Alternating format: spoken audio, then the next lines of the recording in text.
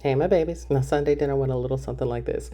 I made seafood pot pie with a cheddar bay biscuit crust. This one's a little longer so you can follow along. I started by prepping all my veggies. It was onions, green bell pepper, some red bell pepper, and some celery. You're also going to need some garlic, but I pre-prepped that with some fresh garlic cloves. I made a homemade seafood stock using the shrimp shells, but you can also use shrimp bouillon and water. Now, for the shrimp, I just cut them in half and seasoned them with some Kinder's buttery garlic and herb and a little bit of paprika. Now, these only cook for like 2 minutes before I removed and set them to the side.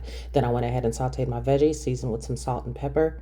Next, I melted in 4 tablespoons of butter and I added about a quarter cup of flour. Stir this all together and let it cook for about 3 to 4 minutes just to cook out the floury taste before you add 4 tablespoons of your seafood broth, stirring in between each ladle. Now, you didn't see me add the garlic, but I actually did. Then I added a half a cup of heavy cream and seasoned with some Tony sesame, some fresh parsley, some ground thyme, and some tarragon. If you notice, my babies, everything is seasoned in layers. You can start with a little bit, but of course, add more if you need it. At this point, the fire is off. I went ahead and I added my seafood back. That's some shrimp and scallops along with crab meat and scallops. You can use whatever seafood you like. I added an additional half cup of heavy cream just to make sure it was nice and creamy. Now for the cheddar bay biscuit topping, it's 2 cups of flour, 1 tablespoon of baking powder, a teaspoon of onion powder, garlic powder, and salt, a tablespoon each of parsley and chives, 1 stick of butter, about a cup to a cup and a half of shredded cheddar cheese, and 1 cup of buttermilk. And yes, I will definitely have all this written out for y'all.